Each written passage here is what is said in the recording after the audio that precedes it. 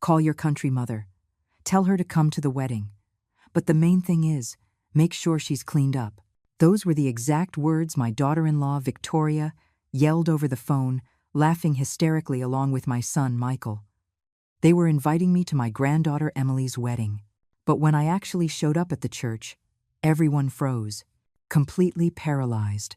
And what happened next changed everything forever. Let me tell you how I got to that moment. How a 67-year-old widow, a humble woman from the country, managed to silence an entire family of arrogant, wealthy people just by walking through that door. But for you to understand the magnitude of what happened that day, I need to take you back to the beginning, to the exact moment my world fell apart. I was in my small house, that humble little bungalow on the outskirts of town with concrete walls I had helped raise myself after being widowed 20 years ago. My hands were full of dirt because I had just been watering my tomato plants in the small backyard garden. Those wrinkled hands, weathered by years of work under the sun, hands that never knew the softness of expensive creams or the rest of an easy life. The phone rang. My heart leaped when I saw the name on the screen. Michael, my son. He hadn't called me in 3 months. 3 long months in which I asked myself every night if I had done something wrong, if I had offended him in some way. I wiped my hands on my apron and answered with that foolish excitement only a mother can feel. "Michael, son, how are you?" My voice trembled with joy. "Mom, I have news," he said. His tone was strange, distant, as if he were reading from a script. "Emily is getting married." The tears came immediately. Emily, my beautiful granddaughter, the girl I held in my arms the day she was born because Victoria didn't want me touching her with my country hands. The girl to whom I secretly sang lullabies when her mother wasn't looking. She was getting married. "Oh, son, what a joy! What wonderful news!" I managed to say through my sobs. "When's the wedding? I need to start saving up to buy her a nice gift." It was then that I heard it. The speakerphone. Michael had put the damned speakerphone on, and Victoria's voice echoed like the hiss of a snake in my ear. "Listen, Michael, call your country mother. Tell her to come to the wedding." And then, with that mocking tone that always made me feel so small, she added, "But the main thing is, make sure she's cleaned up. We don't want her embarrassing Emily with that farm smell." She laughed. My God, how she laughed. Shrill cackles that pierced my soul. And the worst part, the thing that completely destroyed me, was hearing my own son's laughter. Michael was laughing with her. My son, the boy I raised alone after his father died, the boy for whom I worked 18-hour days in the field so he could go to college and have a better life, was laughing at me. "Victoria, please," I heard Michael say, but without conviction, like someone asking a person to turn down the radio, not like someone defending his own mother. "What's wrong, Michael? Are you ashamed of your mother?" "I'm just telling the truth. Look at how she lives. In that miserable little house, with her chickens and her plants. Can you imagine if she shows up like that at the wedding? It's at the Crestview Manor, the most elegant place in the entire state. Alexander is from an important family. His father owns 3 car dealerships. What are they going to think of us?" My legs began to tremble. I sat down in the old wooden chair by the table, the same table where I had served thousands of meals for my son when he was little, where I taught him to do his homework, where we cried together the day his father died. "Mom, are you still there?" Michael's voice pulled me from my thoughts. "Yes, son, I'm here," I whispered. I had no strength for more. "The wedding is next month, on the 28th. I'll text you the address. It's at the Crestview Manor, at 4 o'clock in the afternoon. The ceremony is in the chapel, and then the reception is in the gardens." "I'll be there," I said, though I don't know where I found the words. I wouldn't miss it for the world. Another cackle from Victoria. "Oh, Michael, I hope she at least buys a decent dress. I don't want to see her in those rags she wears to the farmer's market. And for God's sake, tell her to do her hair, to fix that gray mess like a respectable person." I hung up. I couldn't take any more. The phone slipped from my hands and fell onto the table. I just sat there, staring at the walls of my house, those walls that had witnessed so much struggle, so much sacrifice.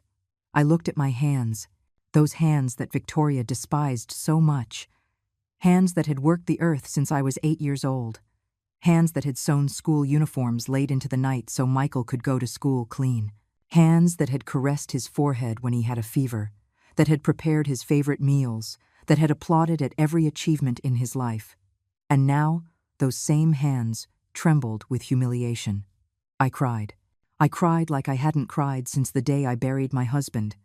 I cried for the injustice of it all, for having given my entire life for a son who was now ashamed of me, for having a daughter-in-law who treated me worse than an animal, for being poor, for being old, for being from the country. The sun began to set behind the hills.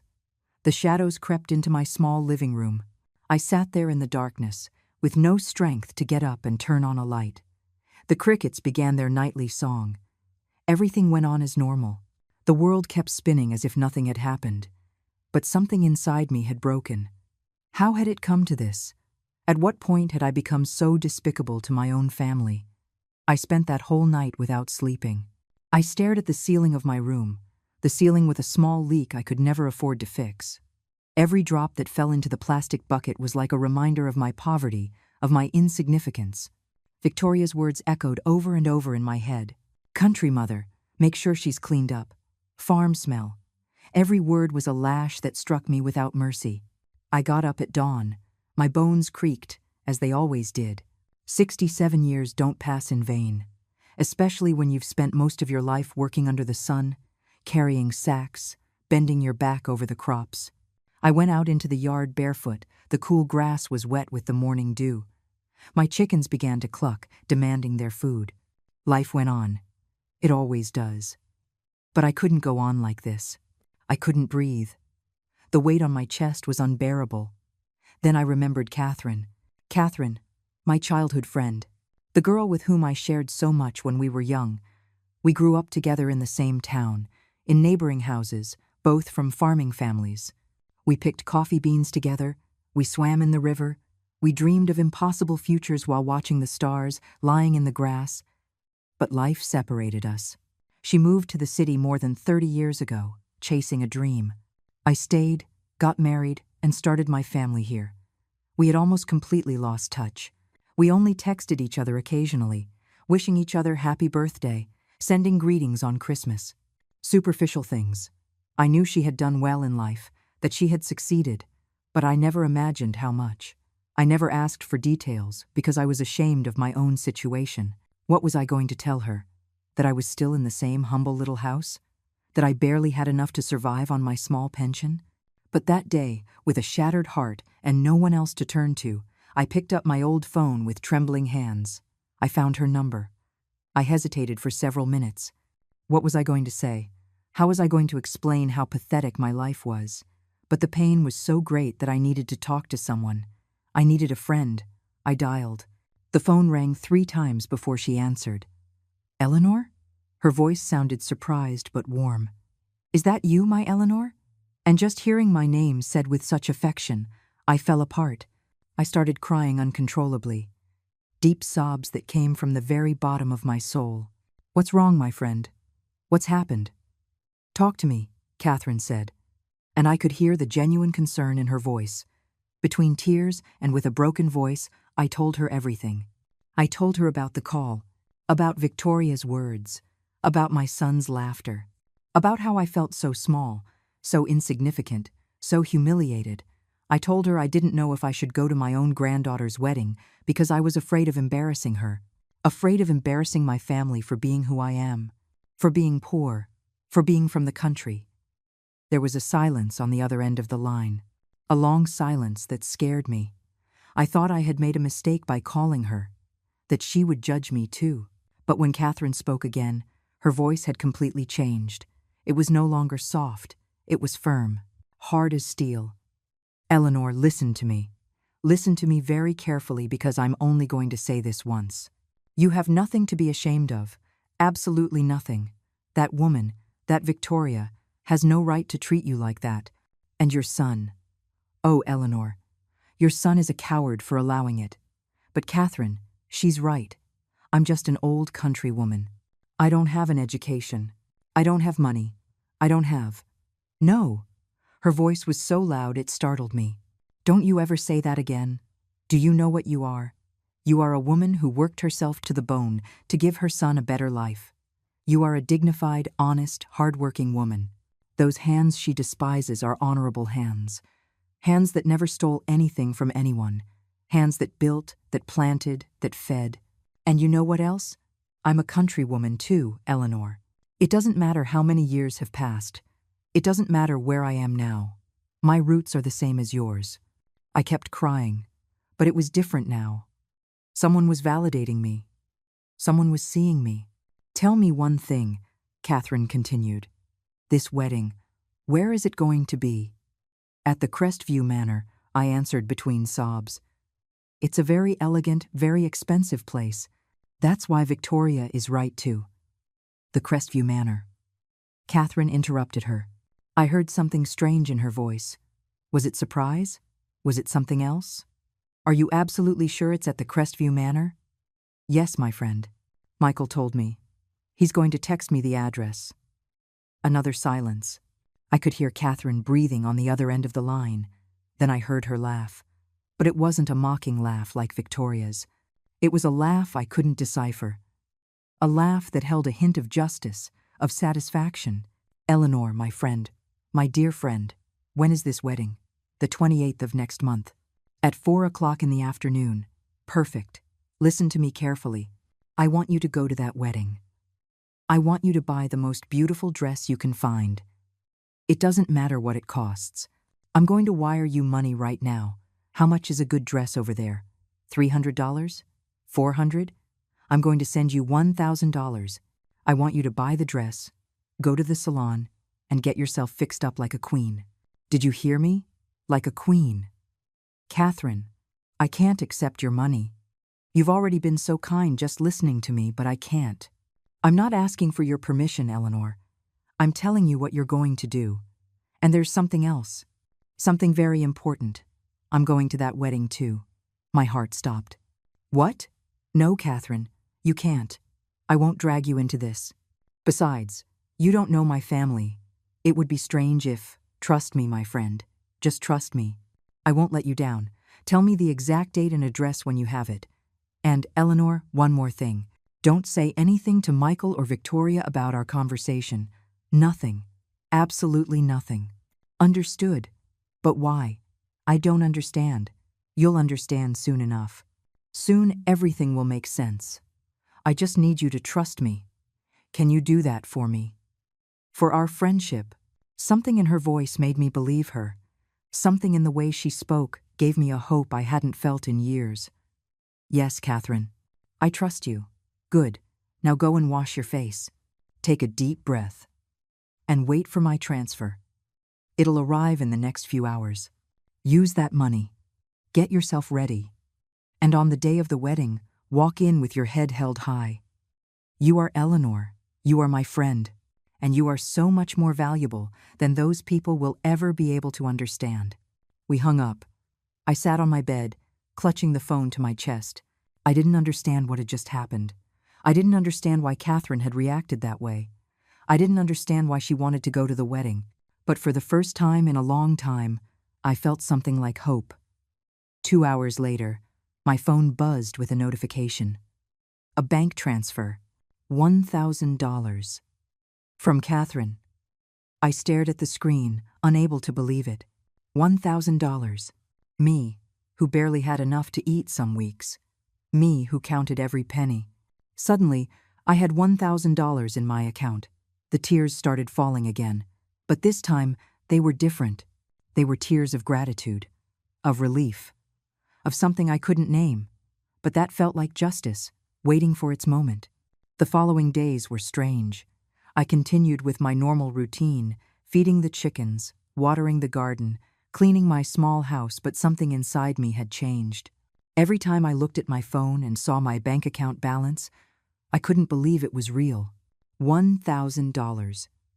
An amount that was small for many people, but for me, it represented months of my pension, months of surviving on the bare minimum. Michael sent me a text with the address for the Crestview Manor and some details about the wedding. His message was cold, emotionless. Just basic information. Mom, here's the address. The ceremony is at 4 o'clock in the afternoon. Reception to follow. Regards. Not even an I love you or see you soon. Just that. As if I were just another obligation on his guest list. I immediately forwarded all the information to Catherine, just as she had asked. Her reply was quick. Perfect. Everything is going according to plan. Now go buy that dress, my friend. And remember, not a word to anyone. It took me 3 days to work up the courage to go downtown. 3 days in which I looked at the money in my account and felt guilty about spending it. I wasn't used to buying nice things for myself. My clothes came from the market, simple dresses that cost $10 or $15. The last time I had bought something new was 2 years ago.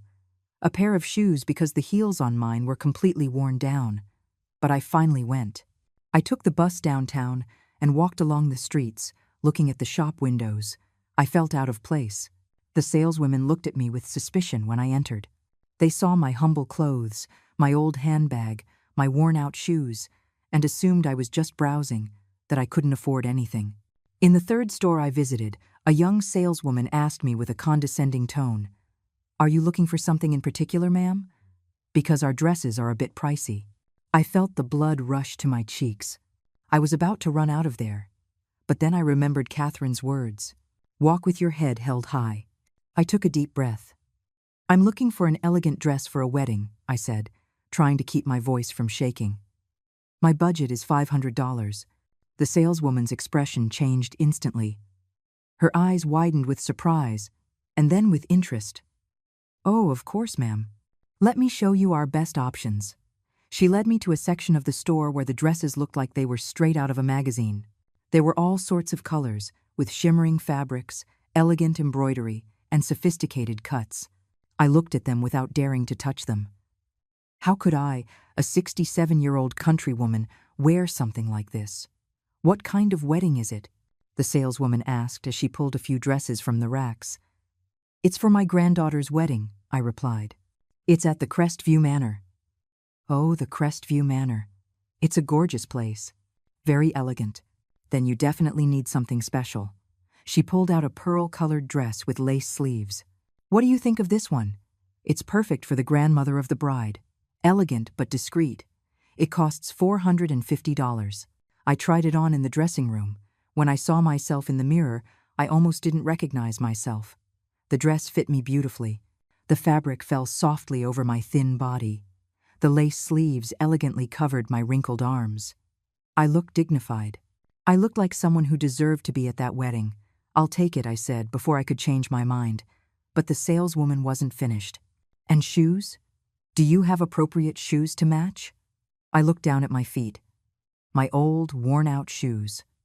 Of course I didn't have appropriate shoes. "No," I admitted, ashamed.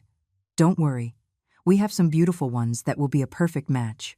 She showed me a pair of cream-colored shoes with a small but elegant heel. They're comfortable and look incredible. $120. In the end, I spent almost $600.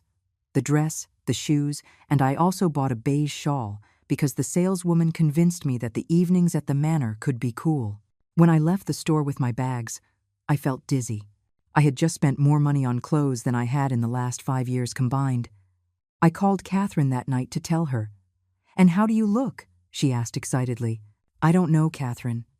I look different. I look like someone I'm not." "No, my friend. You look like who you really are. A dignified, elegant woman who deserves respect. Now tell me, have you thought about your hair? And makeup?" "I don't know anything about those things, Catherine. I've never worn makeup. And my hair? Well, I just put it up in a bun like always. Listen, 2 days before the wedding, I want you to go to a salon. A good salon. Ask them to do your hair, give you a manicure, and do your makeup. Spend whatever is necessary. You still have $400 left. Use it." "Catherine, that's too much. I can't spend all your money on. It's an investment, Eleanor. An investment in your dignity. And believe me, it will be worth every penny. You trust me." "Yes, my friend. I trust you." The weeks passed slowly. Michael didn't call again. He didn't even text to ask if I had received the wedding information or if I had any questions. It was as if I were a task he had already completed and could forget about. That hurt more than Victoria's words. My son's silence was worse than my daughter-in-law's insults. Emily, my granddaughter, didn't contact me either. Not a single message asking if I was going, if I needed anything, if I was okay. Nothing. It was as if I were invisible to my entire family. I only existed when they needed to remind me how insignificant I was. But I kept going. Every morning I woke up and looked at the dress hanging in my closet. I had taken it out of the bag and hung it where I could see it. It was my reminder that something was changing. That on the day of the wedding, something was going to be different, even if I didn't understand exactly what. 2 days before the wedding, just as Catherine had instructed, I went to the best salon in town. I had never been in a place like it. The chairs were elegant, the mirrors were enormous, and there was a scent of expensive products that made me a little dizzy. The receptionist looked me up and down when I walked in. "Do you have an appointment?" she asked with that tone I knew so well. That tone that said, "I don't think you can afford our services." "No, but I need everything. Hair, manicure, makeup. It's for a wedding the day after tomorrow. Our services are quite expensive," she warned me. "The full package costs $250. I took out my bank card. That's no problem. They worked on me for 4 hours. They trimmed my gray hair, styling it in soft waves that fell over my shoulders. They gave me a manicure for the first time in my life. My country hands, those rough, hard-working hands, suddenly looked cared for, with my nails painted a soft shade. The makeup was the most surprising thing. The makeup artist worked carefully on my wrinkled face, using soft colors that concealed my dark circles and highlighted my eyes. When she showed me the final result in the mirror, I was speechless. "Is that me?" I asked in a trembling voice. The makeup artist smiled. "It's always been you, ma'am. You can just see yourself better now." That night, at home, I tried everything on together. The dress, the shoes, the hairstyle, the makeup. I stood in front of the old mirror in my bedroom and looked at myself for long minutes. The woman looking back at me was someone I didn't know. She was elegant. She was dignified. She was beautiful in her own way. But underneath it all, I was still me. Eleanor, the country woman, the widow, the rejected mother. The pretty dress didn't change that. The makeup didn't erase the pain. I took a picture in the mirror and sent it to Catherine. Her reply came in seconds. "You look perfect, my friend. Absolutely perfect. Tomorrow is the big day. Remember, get to the chapel at 4 o'clock in the afternoon, just as they told you. I'll arrive a little later. Don't worry about a thing. Everything is going to be fine, better than you can imagine." I didn't sleep that night either. I spent it staring at the ceiling, thinking about everything that could go wrong. What if Victoria humiliated me again in front of everyone? What if Michael didn't even say hello to me? What if the guests laughed at me despite the pretty dress? An expensive dress didn't change who I really was. But there was something else. There was a small spark of hope in my chest. Catherine had promised that everything would be okay, and I trusted her. I didn't know why or how, but I trusted her. The day of the wedding arrived with a clear sky and a bright sun that seemed to mock my nerves. I woke up at 6 o'clock in the morning, even though the ceremony wasn't until 4 o'clock in the afternoon. I couldn't eat breakfast. My stomach was in a knot. I only had some chamomile tea to calm the nerves that were eating me alive. I showered carefully, trying not to ruin the hairstyle they had done the day before. I put lotion on my whole body, something I rarely did. I wanted to smell nice. I wanted it so that if Victoria got close to me, she couldn't say anything about a farm smell. I put on a perfume I had bought at the market years ago and saved for special occasions that never came, until today. At 2 o'clock in the afternoon, I began to get dressed. I put on the dress with trembling hands. The new shoes were a little tight, but they looked good on me. I did my makeup following the instructions the makeup artist had given me. Soft eyeliner, a little blush, a pale pink lipstick. Nothing exaggerated, elegant and discreet. When I was finished, I looked in the mirror one last time. The transformation was undeniable. But my heart was still the same frightened heart of a woman about to face her own family, a family that despised her. I called a taxi because I didn't want to arrive by bus, not after all this effort. The driver looked surprised when I came out of my humble house dressed like that. He didn't say anything, but I saw the question in his eyes. What was a woman who lived in a house like this doing dressed in that way? To the Crestview Manor, please, I told him, trying to sound confident. The drive took 40 minutes. With every mile we covered, my anxiety grew. I looked out the window at the passing fields, the mountains in the distance, the infinite sky. Everything so beautiful, and me so terrified.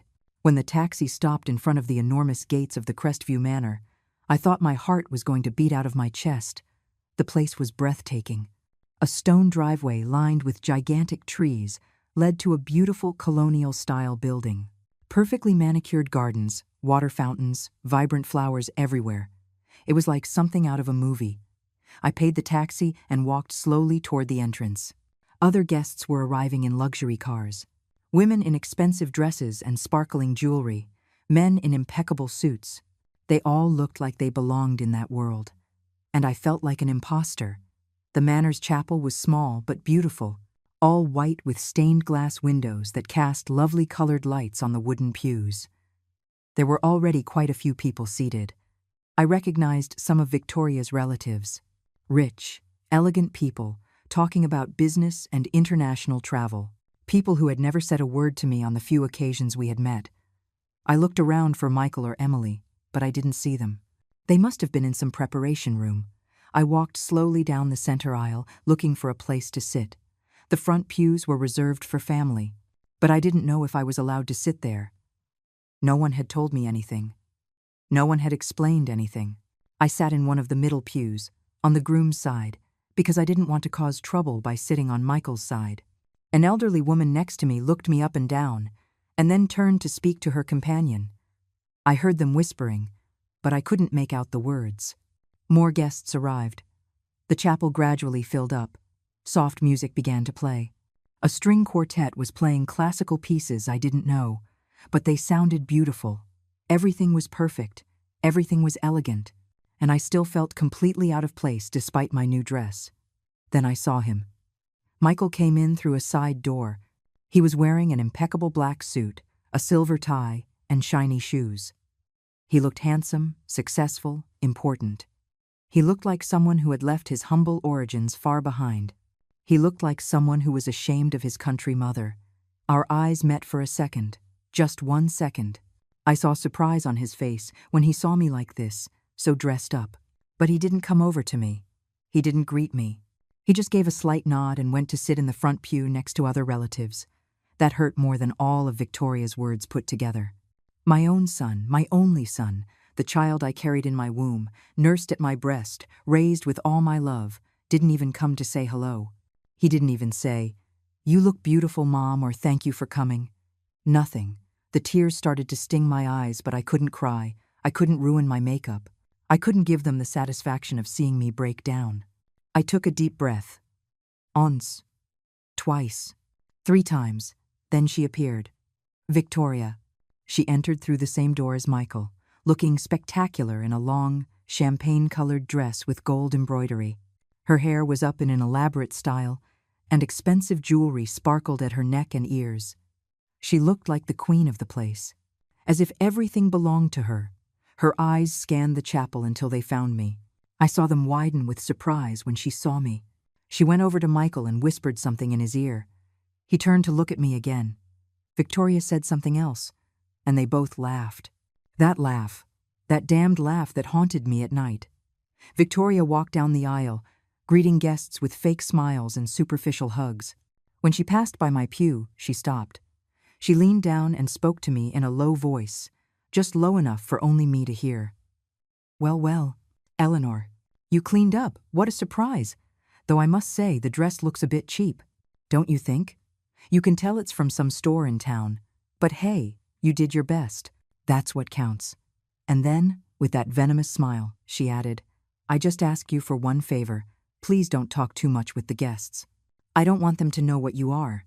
Well, you know, the country grandmother." She walked away before I could answer. Not that I had anything to answer. The words were stuck in my throat like stones. I sat there, feeling miserable. All the money spent, all the effort, it had all been for nothing. To Victoria, I was still trash. And the worst part was, she was right. I didn't belong in this world. I was never going to belong. The music changed. It was time for the bride to enter. Everyone stood up. The main doors of the chapel opened, and there was Emily, my granddaughter. She looked absolutely beautiful in her white dress, with a bouquet of flowers in her hands and a radiant smile on her face. I should have felt joy. I should have felt pride. But I only felt pain. Pain because when her eyes scanned the guests, they passed over me as if I were invisible, as if it didn't matter that her grandmother was there, witnessing one of the most important days of her life. Emily walked down the aisle on Michael's arm to the altar, where Alexander was waiting for her. The ceremony began. The priest spoke about love, about family, about the union of two people, pretty words that sounded hollow in my ears. I could only think about Catherine. Where was she? She had said she would come. She had said everything would be okay. But the ceremony was progressing, and she hadn't appeared. Had she lied to me? Was it just a way to make me feel better temporarily? The ceremony ended. Emily and Alexander kissed to applause. Everyone was smiling. Everyone was celebrating.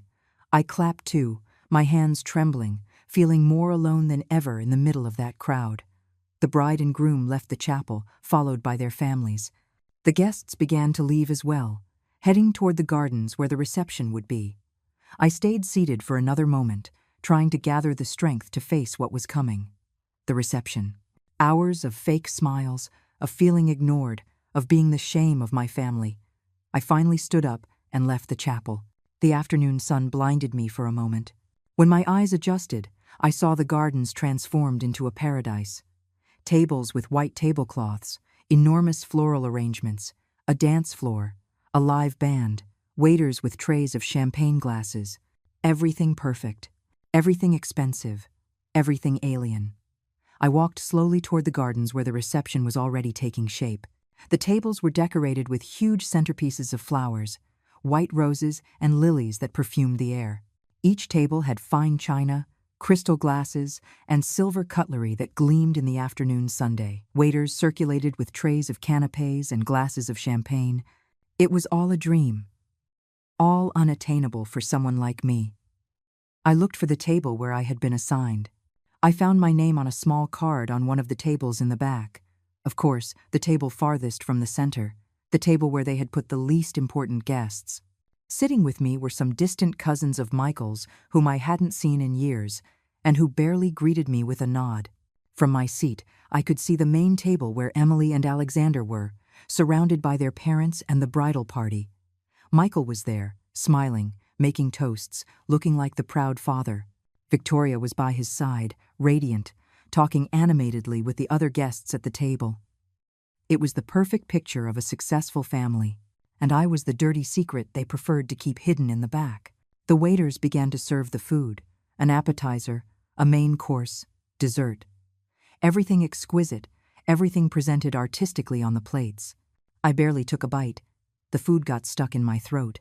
Every time I looked at the main table and saw my son laughing with his wife, every time I saw Emily happy without even glancing my way, something inside me broke a little more. Where was Catherine? It had been over 2 hours since I arrived. The ceremony was over, we were in the middle of the reception, and she hadn't shown up. I discreetly took out my phone under the table and sent her a message. "Catherine, where are you? I'm here and I don't know what to do." The reply took a few minutes, but it finally came. * patience, my friend. I'm almost there. Everything is going according to plan. Trust me. *. What plan? I didn't understand anything, but I had no choice but to wait. The music started to get louder. The band was playing romantic songs. Emily and Alexander opened the dance floor with their first waltz as husband and wife. Everyone watched them, captivated. Then they invited their parents to dance. Michael asked Victoria to dance. They looked happy, still in love after all these years. A part of me, the foolish part that still loved my son despite everything, felt happy to see him like that. But another part, the wounded part, only felt bitterness. More people joined the dance floor. Laughter filled the air. The champagne flowed endlessly. It was a beautiful party, a perfect celebration. and I was just a shadow in the corner, invisible and insignificant. Then something happened that caught my attention. One of the waiters approached Joaquin, the owner of the manor. I had seen Joaquin at the beginning of the ceremony, greeting some important guests. He was an older, elegant man with gray hair and a distinguished air. The waiter whispered something in his ear. Joaquin nodded and quickly headed toward the main entrance of the gardens. There was a sort of commotion near the entrance. Some guests turned to look. Murmurs began to spread. Something was happening, and then I saw her. Catherine. But it wasn't the Catherine I remembered from our youth. It wasn't even the Catherine from the photos I occasionally saw on her social media. This was a completely transformed version of my friend. She entered the gardens like a celebrity. She was wearing a long, emerald green dress that flowed with every step, fitted in all the right places, elegant to an extreme. Her hair, once dark brown like mine, now had perfectly done blonde highlights and fell in soft waves over her shoulders. She wore jewelry that I could tell, even from a distance, was real. A pearl necklace, diamond earrings, bracelets that caught the sunlight, and high-heeled shoes that made her walk with an imposing presence. But the most impressive thing wasn't her physical appearance. It was the way she walked, the way she held her head high, the absolute confidence in every movement. She walked like someone who knew exactly who she was and what she was worth. She walked like she owned the world. Joaquin approached her immediately, and what I saw next took my breath away. He greeted her with a kiss on each cheek, not a cordial greeting, a greeting of true affection and respect. He offered her his arm, and they began to walk together into the gardens. All the guests had stopped to stare. The music was still playing, but many people had stopped dancing to watch the new arrival. Who was this woman? Why was Joaquin, the owner of this exclusive place, treating her with such deference? I saw Victoria pull away from Michael on the dance floor. Her expression had changed. She was no longer the confident, arrogant woman from a moment ago. Now there was confusion on her face. And something else? Nervousness, perhaps? Michael was also looking toward the entrance with a frown. Emily and Alexander had stopped dancing and were watching the scene, along with everyone else. Joaquin and Catherine walked to the center of the gardens. He signaled to the band leader, and the music stopped. The silence that followed was deafening. Everyone was watching. Everyone was waiting. "Excuse the interruption," Joaquin said in a powerful voice that reached every corner of the garden. "But I have the honor of introducing a very special guest, someone who could not miss this celebration. My dear friend and business partner, Mrs. Catherine Romero." There were murmurs among the guests. Some seemed to recognize the name. I saw several businessmen among the guests exchange surprised looks. Catherine smiled and took the floor. Her voice was clear, confident, full of natural authority. "Thank you, Joaquin, and my apologies for arriving late to this beautiful celebration. I had some last-minute business to attend to in the city, but I couldn't miss such a special day." Her eyes scanned the guests until they found me. She smiled at me, a warm smile that went straight to my heart. I couldn't miss the wedding day of my best friend's granddaughter. The entire garden seemed to hold its breath. I saw Victoria's face go pale. I saw Michael's eyes widen in surprise. I saw Emily look confusedly at her parents, searching for an explanation. Catherine walked directly toward my table. Toward the back, toward the place where they had relegated me as if I were invisible. All eyes followed us. Every step she took echoed in the absolute silence that had settled over the garden. When she reached me, she extended her hands. I stood up, trembling, not fully understanding what was happening. She took my hands in hers and kissed me on both cheeks. "Eleanor, my dear friend, my soul sister. How long has it been since I've seen you like this, face to face?" "Catherine," was all I could say. My voice came out as a broken whisper. She turned to the guests, still holding my hand. "Let me tell you about this extraordinary woman. Eleanor and I grew up together in the country. We were just two poor girls with big dreams. She stayed in our town, got married, had a son, and worked herself to the bone to give him a better life. I went to the city. I chased other dreams. Life separated us physically, but never in our hearts." I saw some guests nod politely, but others, especially those on Victoria's side, looked on with disdain, as if to say, "And why should we care about the story of two country girls?" But Catherine wasn't finished. A few weeks ago, my friend called me crying. She told me something that broke my heart. She told me how her own family had humiliated her, how they had called her a countrywoman with contempt, as if being from the country was something to be ashamed of, how they told her to come to this wedding cleaned up, implying that she smelled bad because of her honest work. The murmurs intensified. Some people turned to look at Victoria. She was as red as a tomato. Michael looked like he wanted the ground to swallow him whole. "And you know what I thought when I heard that?" Catherine continued, her voice rising slightly. "I thought about all the times I was also looked down upon for my origins. I thought about all the times someone made me feel inferior for coming from the country. And I thought it was time some people learned a very important lesson." Catherine gently let go of my hand and took a few steps toward the center of the garden. All eyes followed her every move. The tension in the air was so thick you could cut it with a knife. I remained standing by my table, trembling, not knowing what was going to happen next. "You see," Catherine continued with a smile that didn't reach her eyes, "I'm a countrywoman too. I was born into a family that had nothing. Absolutely nothing. My father worked the land from sunup to sundown for a few dollars a day. My mother washed other people's clothes so we could eat. I grew up barefoot, in mended dresses, never knowing if there would be food on the table that day." There was an uncomfortable silence. Some guests looked at the floor. Others exchanged confused glances. Victoria seemed petrified, her mouth slightly open but unable to say a word. "But you know what's beautiful about coming from the country? About coming from poverty? It teaches you the real value of things. It teaches you that dignity can't be bought with money. That respect doesn't come from the size of your bank account. That true elegance has nothing to do with expensive clothes or sparkling jewelry." Catherine turned to Joaquin, who was still standing beside her with a serious but attentive expression. "Joaquin, could you please tell these distinguished guests who I am exactly? Because I think some people here need some context." Joaquin nodded and stepped forward. "With pleasure, Catherine. Mrs. Catherine Romero is the founder and CEO of Crestwood Textiles, one of the largest textile companies in the region. Her products are exported to 15 countries. Last year, her company generated over $50 million in revenue. She is also an investor in several properties, including this very manor of which I am the owner. Catherine is a minority partner here, and more importantly than all of that, she is one of the most respected women in the business circles of this region." The murmurs exploded. I saw several of the businessmen among the guests look at each other in shock. Some even seemed embarrassed not to have recognized her earlier. Victoria had turned as white as a sheet. Michael's jaw was hanging open, completely stunned. $50 million, Catherine repeated, letting the words hang in the air. "But you know what?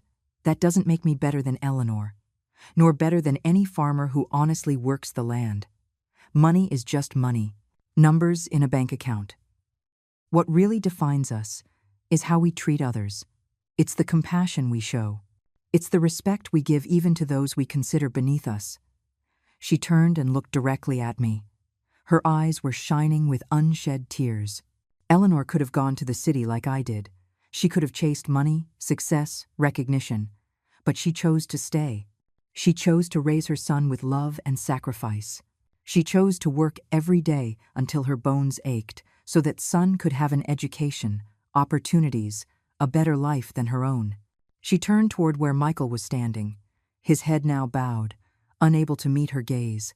And that son, that man standing there in his expensive suit, that man who looks so successful and respectable today, exists because of that woman, because of her country hands, because of her sweat, because of her unconditional love.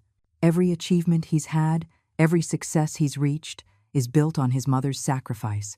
Michael looked up. His eyes were red. I saw him swallow hard. But instead of honoring her, Catherine continued, her voice harsher. Instead of proudly introducing her as the extraordinary woman she is, they hide her at a table in the back. They treat her like an embarrassment. They allow her to be humiliated and say nothing. Victoria finally found her voice, though it sounded shrill and defensive. "You don't understand. You don't know how things are. We have a social standing to maintain. We have friends, important connections. People who what? Catherine interrupted, raising an eyebrow. People who will judge you for having a country mother? And those are the people you want to associate with? People so superficial, so empty, so devoid of real values? She took a few steps toward Victoria, who instinctively stepped back. Let me tell you something, Mrs. Victoria. I move in high-level business circles. I have dinner with governors, with owners of international corporations, with people who manage millions and millions of dollars. And you know what truly successful people, the ones who have built empires from scratch, have in common? Respect. Respect for their roots. Respect for those who help them get where they are. It's the people with new money, the ones who are ashamed of their past, who always end up being the most despised in any truly important social circle. Victoria opened her mouth to reply, but no words came out. She was completely disarmed. Catherine turned back to all the guests.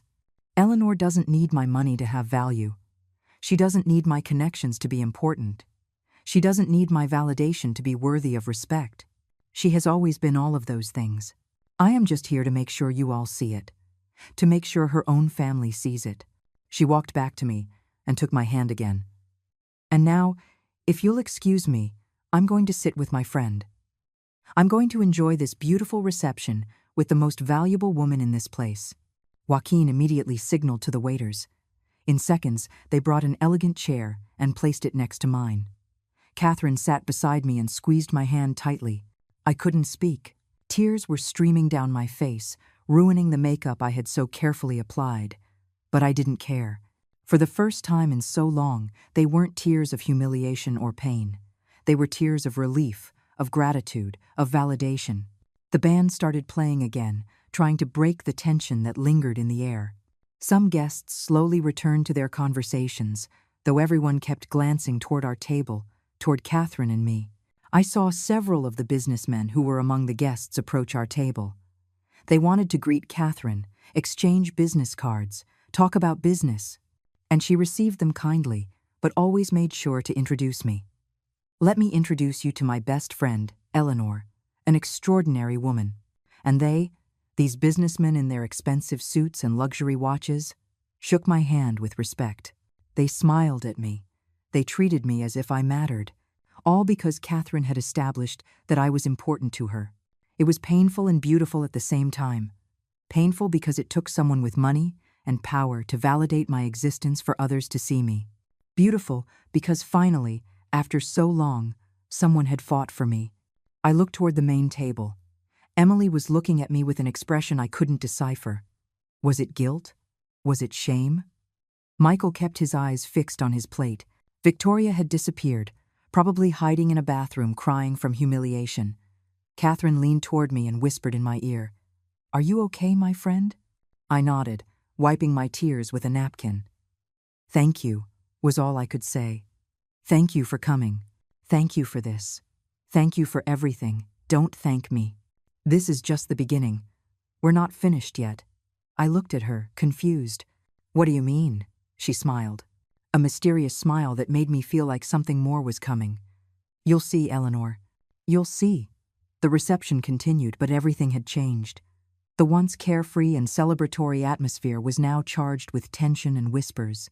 The guests formed small groups, clearly talking about what had just happened. Some looked at our table with curiosity, others with admiration. A few with disdain, probably Victoria's closest friends who thought Catherine had been too harsh. I remained seated next to Catherine, still processing everything that had happened. It was like I was living a dream. A strange dream where, for the first time in years, someone had stood up for me. Someone had said out loud all the things I had never dared to say. The waiters brought food for Catherine. She ate naturally, chatting with me about trivial things as if she hadn't just caused a revolution at this wedding. She asked about my life, about my house, about my garden. She spoke with genuine interest, making me feel that my small-town stories mattered as much as her big business stories. "Are you still growing those huge tomatoes?" she asked with a smile. "I remember your mother had the best secret to make them grow so big." "Yes," I replied, feeling a little warmth in my chest, talking about something familiar. "I still use her technique. Coffee grounds mixed with the soil. It works wonders. You have to send me some." The tomatoes from the supermarket taste like nothing compared to the ones from the country. It was such a normal, simple conversation. But in that context, surrounded by luxury and tension, that normality was a balm for my wounded soul. Then I saw movement at the main table. Michael had stood up. He was walking toward us. My heart started to beat faster. What was he going to say? Was he going to defend Victoria? Was he going to ask Catherine to leave? Was he going to yell at me for ruining his daughter's wedding? He reached our table and just stood there, his hands in his pockets, looking at the ground. He looked like a scolded child, not the successful 42-year-old man he was. "Mom," he said finally, his voice hoarse. I need to talk to you." Catherine stood up immediately. "I'll leave you two alone," she said, squeezing my shoulder affectionately. "I'm going to say hello to Joaquin and some acquaintances. Take your time, Eleanor." She walked away with that elegance that now seemed natural to her, leaving me alone with my son. Michael took the chair Catherine had vacated and sat down. He wouldn't look me in the eye. His hands were clasped on the table, his knuckles white from the pressure. "I don't know what to say," he began. "I don't even know where to start." I didn't know what to say either. So I stayed silent, waiting. When Catherine was speaking up there, when she said all those things, his voice broke. "I realized how horrible we've been to you. How horrible I've been." Tears began to stream down his face. My son, my boy, was crying. "You sacrificed everything for me, Mom. Everything. And I knew it. I always knew it. I knew you worked late to pay for my school. I knew you sometimes didn't eat so I would have food. I knew you mended your old clothes while buying me new uniforms." I reached out my hand and placed it on his. He squeezed it as if it were a lifeline. But when I met Victoria, when I entered her world of money and social status, I started to feel ashamed. I was ashamed of our humble little house. I was ashamed that you arrived on the bus when her friends' parents arrived in new cars. I was ashamed of your hard-working hands when her friends' mothers had soft, manicured hands. Every word was a knife in my heart. But it was also the truth. The truth I had always known but that no one had ever spoken aloud. And instead of defending you, instead of defending myself and my roots, I let myself get carried away. I let Victoria treat you badly. I let her humiliate you. And the worst part is, I participated. I laughed when she made fun of you. I stayed silent when I should have screamed. I pushed you out of my life because you were a reminder of what I wanted to forget. He was sobbing now, a deep cry that shook his whole body. "Forgive me. Mom, please, forgive me. I know I don't deserve it. I know I've been the worst son in the world, but I love you. I've always loved you. And I'm so sorry. I'm so sorry." I looked at him through my own tears. I saw the boy he had been. The boy who hugged me when he was afraid of thunderstorms. The boy who brought me flowers from the field. The boy who told me that when he grew up, he would buy me a big house where I would never have to work again. What is a mother supposed to do in this moment? Is she supposed to forgive immediately? Or is she supposed to maintain her dignity and make her son suffer for his mistakes? "Michael," I said finally, my voice trembling, "you hurt me very much. You and Victoria. You made me feel like trash, as if all my sacrifice had been for nothing. I know, Mom. I know, and I have no excuse. But I also know that life changed you, that money and status blinded you. And I know that somewhere, deep inside you, the boy I raised is still there. The good boy I know." He looked up to finally meet my eyes. They were red and swollen. "I don't know if I can forgive you right now," I continued. "I don't know if I can forget all the pain with just this one conversation. But you are my son. And a mother never stops loving her son, no matter how much they hurt her." "I don't deserve you," he whispered. "Probably not. But love isn't about deserving. It's about giving without expecting anything in return. I gave you everything without expecting this. And now I'm giving you the chance to be better, to change, to become the man I always knew you could be." He got up from his chair and knelt beside mine. He hugged me like he hadn't hugged me since he was a boy, tightly, desperately, as if I were his anchor in the middle of a storm. "I'm going to change, Mom. I promise you. I'm going to make things right. I'm going to talk to Victoria. I'm going to talk to Emily.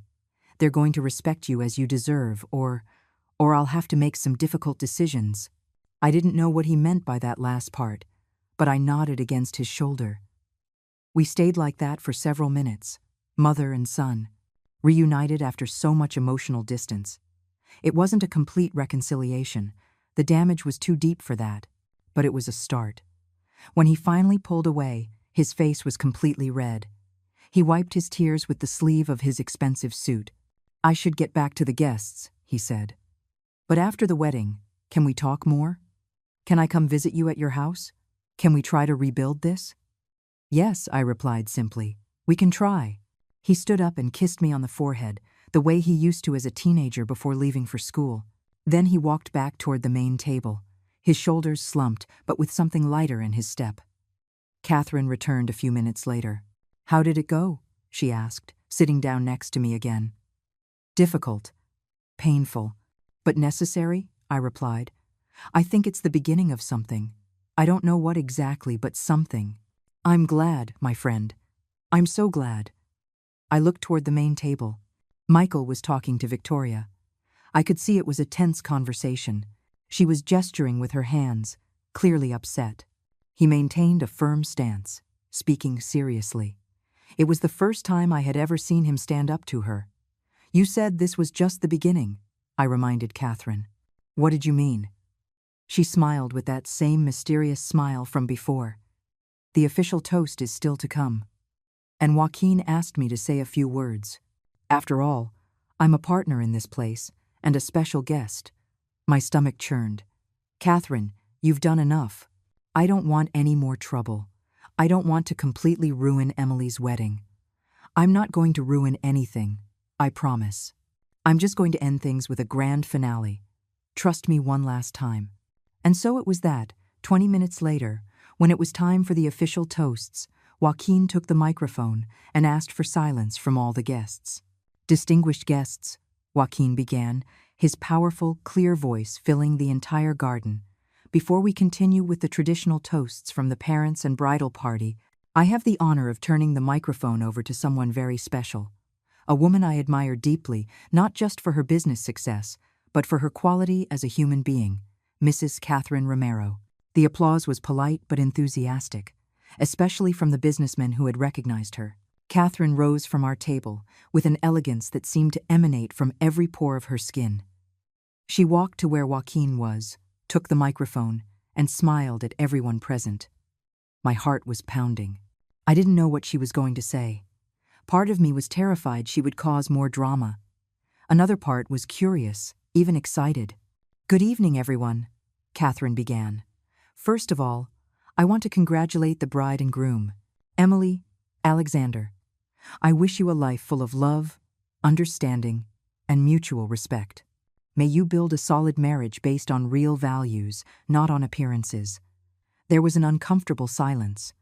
Those last words clearly had a deeper meaning. "I know my arrival caused a bit of tension," she continued, with an ironic smile. "And I know some people here probably think I was too harsh, that I ruined the celebratory atmosphere. But let me explain why I did what I did." Everyone was completely silent, hanging on her every word. 30 years ago, when I came to the city looking for opportunities, I had nothing. I arrived with a mended dress, $20 in my pocket, and a heart full of dreams. I got a job as a cleaner in a textile factory.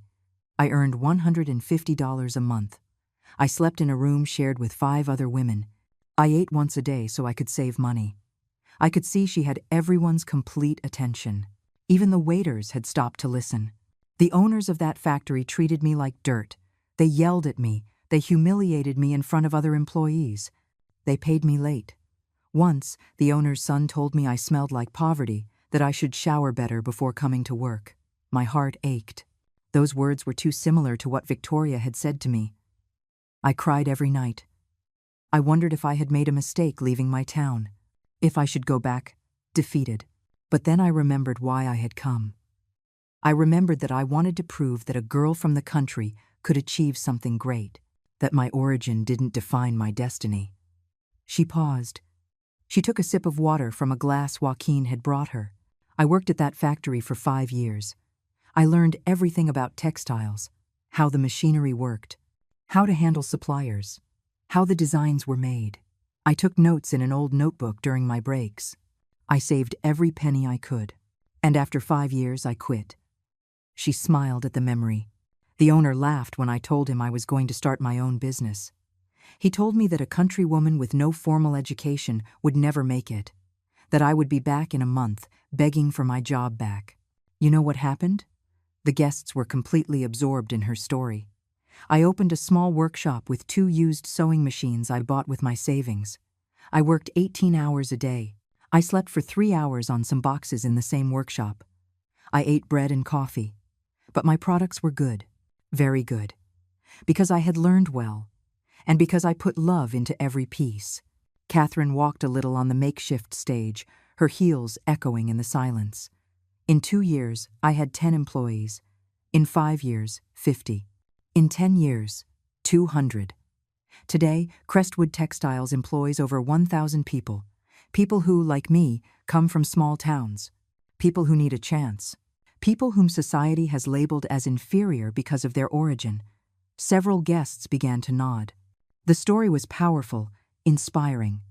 But you know what's most interesting? Catherine continued. 5 years ago, that factory where I worked as a cleaner was bankrupt.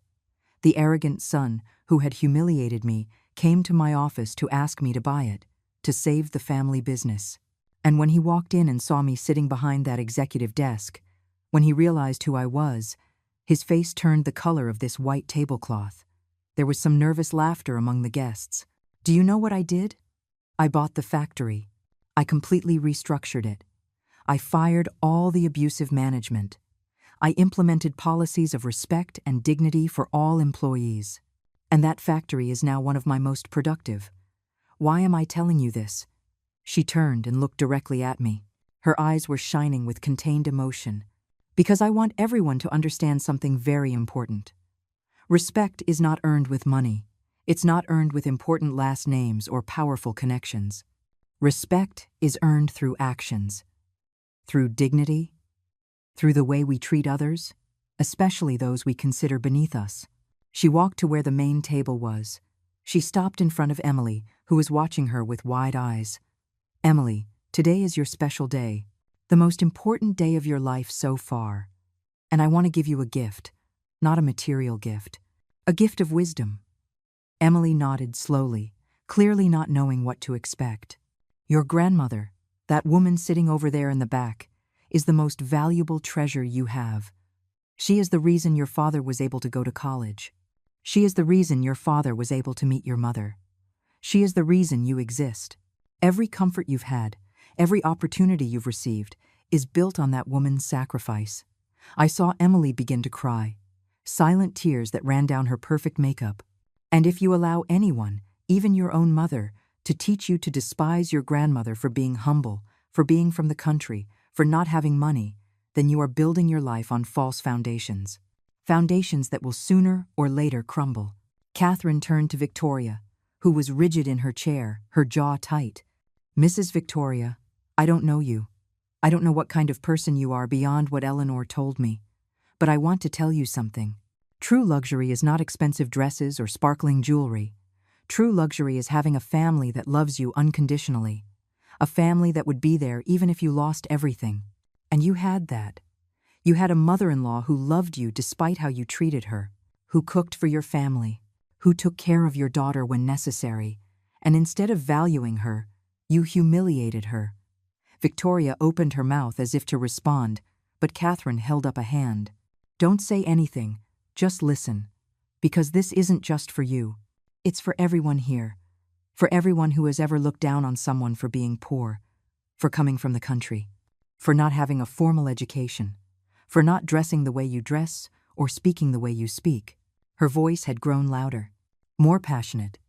Human dignity is priceless. It cannot be bought or sold. Everyone in this garden, absolutely everyone, came into the world the same way, naked, vulnerable, needy. And we are all going to leave the world the same way. No matter how much money we have in the bank, no matter what car we drive, no matter what neighborhood we live in. She paused dramatically. The only thing that remains at the end is the love we gave and the love we received, the respect we showed, the kindness we shared. And I assure you that when you are on your deathbed, you won't remember the money you had. You will remember if you were good to the people who loved you, if you honored those who raised you, if you lived with real dignity, not bought dignity. She returned to the center of the garden and raised her champagne glass. So I want to make a toast, not just to the bride and groom, but to all the Eleanors of the world, to all the country mothers who work themselves to the bone for their children, to all the humble people who make it possible for others to live comfortably, to the farmers who grow our food, to the domestic workers who clean our houses, to the laborers who build these beautiful places where we celebrate. Several guests raised their glasses, some with tears in their eyes. And especially, I want to toast my friend Eleanor, to the most dignified, hard-working, loving woman I know, a woman who deserves all the respect in the world, a woman who today should be sitting at the main table, not relegated to the back as if she were an embarrassment. Catherine looked directly at me.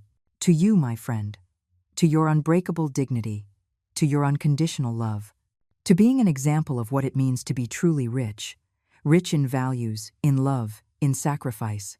To Eleanor, someone shouted from the crowd. And then, one by one, more voices joined in. To Eleanor, to Eleanor.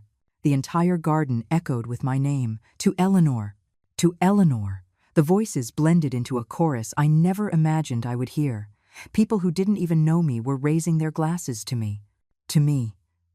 A 67-year-old country woman who had spent her whole life feeling invisible.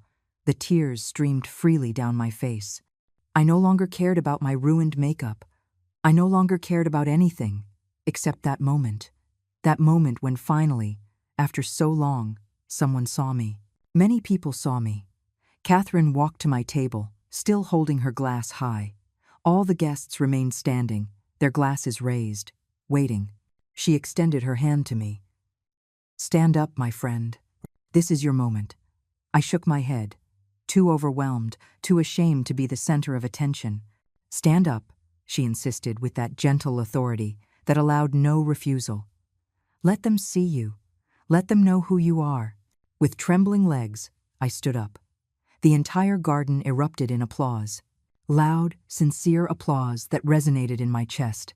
Some people were approaching our table with their glasses, wanting to toast me personally. People who had previously ignored me were now smiling at me warmly. But my gaze went to the main table, to my family. Emily had risen from her chair. Her white dress shone under the lights that were beginning to turn on now that the sun was setting. She walked toward me, slowly at first, then faster. When she reached me, she was crying uncontrollably. "Grandma," she said in a broken voice. "Grandma, forgive me. Forgive me, please." She threw herself into my arms like she did when she was a little girl. Like when she would come running from kindergarten and I would welcome her with open arms, even though Victoria would glare at me for hugging her daughter with my country hands. "I didn't know," she sobbed against my shoulder. "I didn't know everything you did for Dad. I didn't know everything you sacrificed. Mom always talked about you as if you were. As if you weren't important." And I believed her. "Oh my God, Grandma, I treated you so badly. I didn't personally invite you to my wedding. I didn't visit you. I didn't call you. And you were always so good to me when I was little." I stroked her hair, the hair I had combed so many times when she was a child. "Shh, my love. It's over now. It's over." "No, it's not over. I was horrible to you. I put you at a table in the back, like you were just anyone. Like you weren't my grandmother. Like you weren't important to me." She pulled back to look me in the eyes. Her face was swollen from crying, her makeup smeared, but I had never seen her look more beautiful. "I want you to know that I love you, that I have always loved you, and that from today on, things are going to change.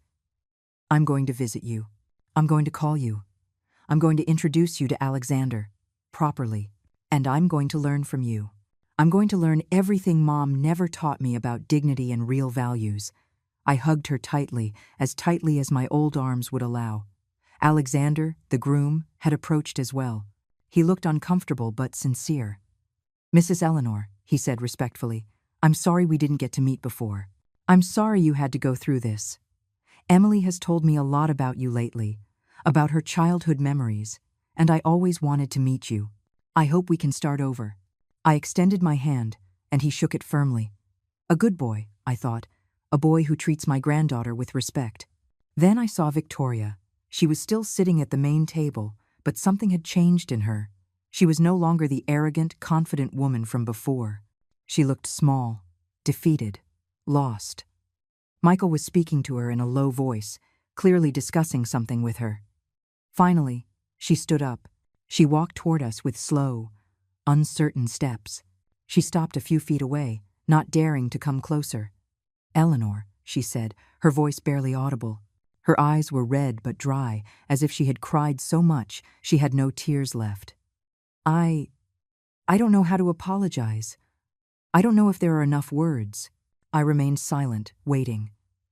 "I have been cruel to you, unfair. I've said unforgivable things. I have allowed my pride, my obsession with social status, to turn me into a horrible person." She bit her lip, clearly struggling with every word. "I grew up in a wealthy family. I always had everything, and somehow that made me believe I was better than others, especially better than humble people." She took another step closer. "But today, listening to your friend, seeing everyone's reaction, finally understanding what you did for Michael, I realized something terrible. I realized that I am the poor one. Poor in spirit, poor in values, poor in humanity." A single tear ran down her cheek. "I don't expect you to forgive me. I don't expect us to forget what I did. I just want you to know that I'm sorry, that I'm going to work on being better, that I'm going to teach Emily what I should have taught her from the beginning, that dignity comes from the inside, not the outside." I looked at this woman who had caused me so much pain, this woman who had made me cry so many nights, this woman who had nearly destroyed my relationship with my son, and I felt something unexpected. Pity. Pity because her perfect world had crumbled in one afternoon. Pity because she had lived so long in her bubble of superficiality that she had never known the real wealth of unconditional love and genuine respect. "Victoria," I said finally, "I can't tell you that I forgive you right now. Forgiveness doesn't work like that. Forgiveness takes time. It takes consistent actions, not just pretty words said in a moment of humiliation." She nodded, accepting, "But I can tell you this. I am willing to give you the opportunity to show that you really want to change, that this isn't just because you were embarrassed in front of everyone, that it's real." "It is," she said quickly. "I promise you, it is."